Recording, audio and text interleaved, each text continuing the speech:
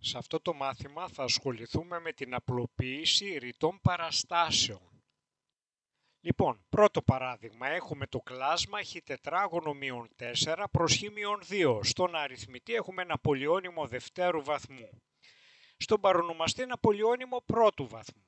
Θα πρέπει χ μείον 2 διάφορο του μηδενός, ο παρονομαστής να είναι διάφορος του μηδενός, που είναι ισοδύναμο με χ διάφορο του 2. Δηλαδή ο παρονομαστής γίνεται διάφορο του μηδενός, αν και μόνο αν στη θέση του χ βάζουμε αριθμούς οι οποίοι είναι διάφοροι από το 2.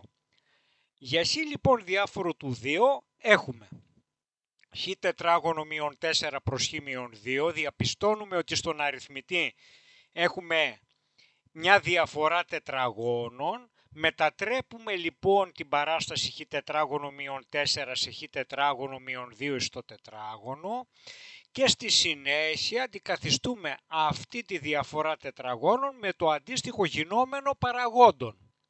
Απλοποιούμε το χ μείον 2 που εμφανίζεται σε αριθμητή και παρονομαστή και τελικά έχουμε ως αποτέλεσμα το χ συν 2. Προσοχή όταν γίνεται η απλοποίηση.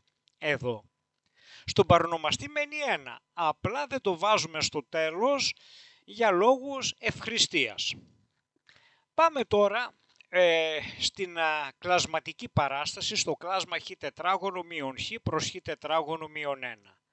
Εδώ θα πρέπει πάλι ο παρονομαστής που είναι το χ τετράγωνο μείον 1 να είναι διάφορο του μηδενός. Αυτό ισοδύναμα γίνεται χ τετράγωνο διάφορο του 1 εφόσον έχουμε πάει το 1 από το πρώτο στο δεύτερο μέλος. Και ισοδύναμα αυτό γίνεται χ διάφορο του ρίζα 1 και χ διάφορο από το μείον ρίζα 1. Και όχι ή, όταν έχουμε διάφορο βάζουμε πάντοτε και. Άρα τελικά το χ πρέπει να είναι διάφορο του 1 και χ διάφορο από το μείον 1. Που σημαίνει ότι ο παρονομαστής γίνεται διάφορος του μηδενός, όταν στη θέση του χ βάλουμε οποιονδήποτε αριθμό εκτός από το 1 και το μείον 1. Για χ λοιπόν διάφορο από το 1 και χ διάφορο από το μείον 1 έχουμε για το κλάσμα. Στον αριθμητή γράφουμε χ επί χ μείον 1 αφού έχουμε βγάλει από το χ τετράγωνο μείον χ από αυτή την παράσταση κοινό παράγοντα το χ.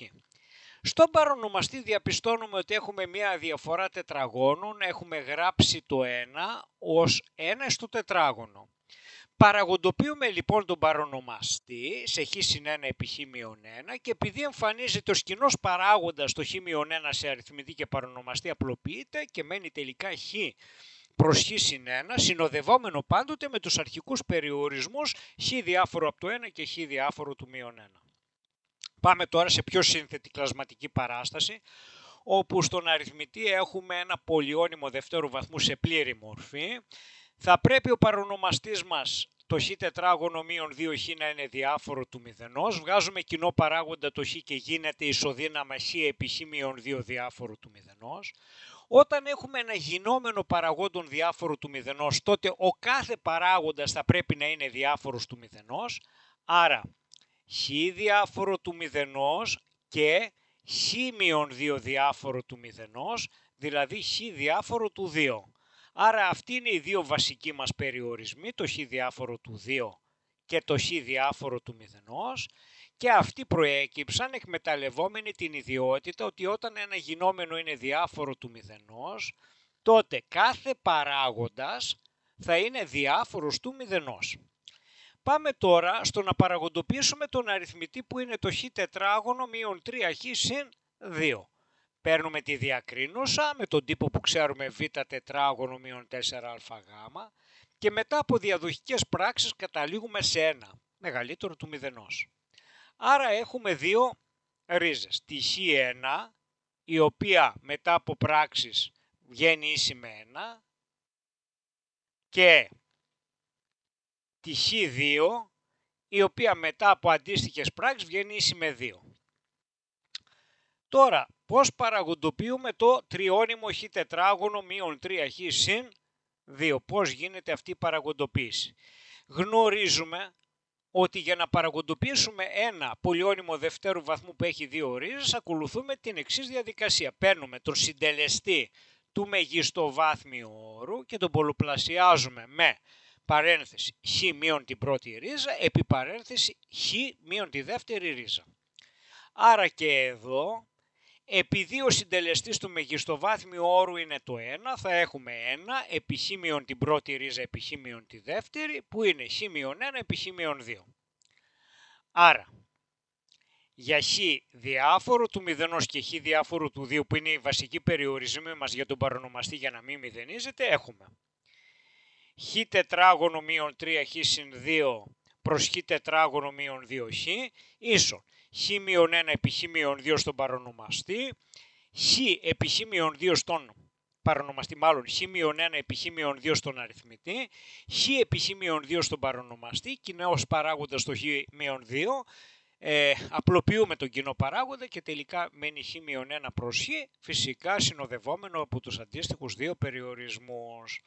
Πάμε τώρα σε αυτή την περίπτωση που έχουμε χ συν 3 προς χ τετράγωνο και 2χ μείον 3.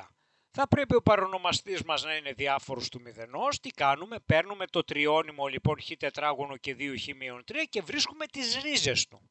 Εφόσον πάρουμε τη διακρίνουσα που είναι ίση με το 16, έχουμε ρίζες το μείον 3 και το 1.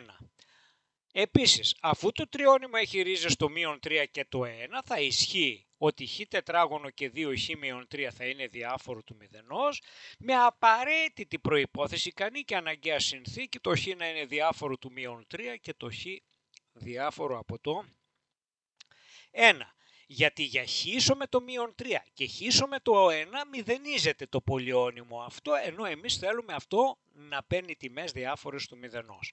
Άρα έχουμε περιορισμό για τον παρονομαστή, το χ διάφορο από το μείον 3 και το χ διάφορο του 1.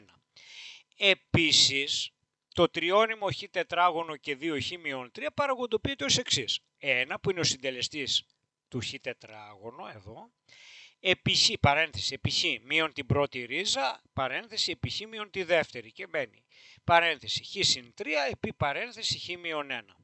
Άρα για κάθε χ διάφορο του μείον 3 και χ διάφορο του 1 που είναι οι περιορισμοί για τον παρονομαστή, θα έχουμε χ συν 3 προς χ τετράγωνο συν 2χ μείον 3, πηγαίνουμε και παραγοντοποιούμε τον παρονομαστή και γίνεται χ συν 3 επί χ μείον 1 όπως είδαμε παραπάνω. Εδώ έχουμε κοινό παράγοντα, θα μου πείτε πού είναι ο παράγοντας στον αριθμητή, το χ συν 3 γράφεται χ συν 3 επί 1. Οπότε όταν απλοποιείτε το χ συν 3 σε αριθμητή και παρονομαστή δεν μένει στον αριθμητή προσοχή 0 αλλά 1, που το κάνουν λάθος πάρα πολύ. Λοιπόν 1 προς χ μείον 1 με τους αντίστοιχους περιορισμούς.